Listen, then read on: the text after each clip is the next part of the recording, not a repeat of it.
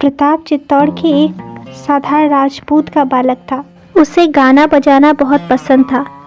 उसके माता पिता और मित्र उससे प्रसन्न नहीं रहते थे। सब लोग उसे डांटते और चिढ़ाते थे कि राजपूत के लड़के होकर तुम तलवार चलाना नहीं सीखते। देश पर जब संकट आएगा तब तुम अपने कर्तव्य कैसे पालन करोगे। देश की सेवा न करे, देश के लिए मर मिटने को तैयार ना हो, ऐसा राजपूत भी क्या किसी काम का मनुष्य है। प्रताप उन लोगों से कहता, देश की सेवा केवल तलवार नहीं होती, संगीत से भी देश की सेवा हो सकती है। काम पड़ने पर मैं बता दूंगा कि देश के लिए मर मिटने में मैं किसी से पीछे नहीं हूँ। किसी को प्रताप की बात ठीक नहीं लगती। लोग समझते थे कि यह सुकुमार तो है ही, डींग हाँकने वाला भी है। प्रताप भी अपने धुन का ऐसा पक्का था कि वह किसी की बात पर ध्यान नहीं देता था। दिल्ली में उन दिनों मुगल बादशाह थे। मुगल की बड़ी भारी सेना चित्तौड़ पर चढ़ाई कर दी, लेकिन चित्तौड़ किला इतना दृढ़ था कि मुगल सेना उस पर विजय नहीं पा सकती थी। किले की दीवार या फाटक टूटते ही नहीं थे।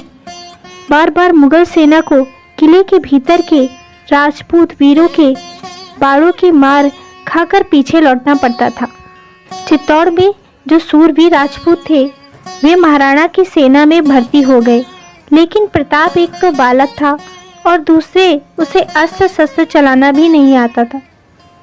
वह सेना में नहीं भर्ती हुआ, पर उसने दूसरा काम चुन लिया। वह राजपूतों की सेना में घूम घूम कर वीरता के गीत गाता और उन्हें उत्साह दिलाता था। वह चित्तौड़ में उसके आसपास की बस्तियों में भी अकेला ही चला जाता था। वह अपने वीरता के गीत सुनाकर युवकों को सेना में सम्मिलित होने के लिए प्रोत्साहित करता था। उसके गीतों का यह प्रभाव हुआ कि महाराणा की सेना दुगनी हो गई। एक दिन जब प्रताप किसी पास की बस्ती में सितार बजाकर गीत सुना रहा था, एक मुगल सैनिक ने छिपकर उसका गीत सुन लिया। जब प्रताप लौटने लगा तब उस सैनिक ने प्रताप को पकड़ लिया और सेना के पास ले आया। मुगल सेनापति प्रताप को देखकर बहुत प्रसन्न हुआ। उसने कहा, लड़के, तुम्हें हमारे लिए गीत सुनाना होगा। प्रताप ने कहा, मेरा काम ही गीत सुनाना है, आप कहे मैं गाने को तैयार हूँ। मुगल सेनापति ने रात को सेना सजाई। चित्तौड़ के किले के पास वह सेना के साथ आया। किले के दरवाजे पर प्रताप को खड़ा करके उसने कहा, अब तुम अपने गीत गाओ।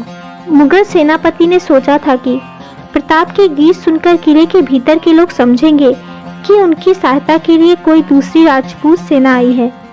इस धोखे में वे किले का फाटक खोल देंगे। प्रताप मुगल सेनापति की चाल अच्छे से समझ गया। उसने ऐसा गीत गाना प्रारंभ किया कि उसे सुनकर किले के राजपूत सावधान हो गए। उन्होंने मुगल सेना पर पत्थरों और तीरों की वर्षा प्रारंभ कर दी। बहुत से सैनिक मारे गए। मुगल सेनापति डांटते हुए प्रताप से पूछा, लड़के, तू क्या गा रहा है?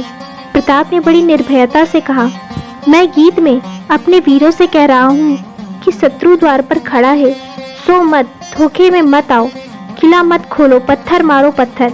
मुगल सेनापति ने प्रताप का सिर एक झटके में काट दिया, किंतु राजपूत सावधान हो गए थे। मुगल सेना को निराश होकर लौट जाना पड़ा। दूसरे दिन राजपूतों को प्रताप की लाश मिली।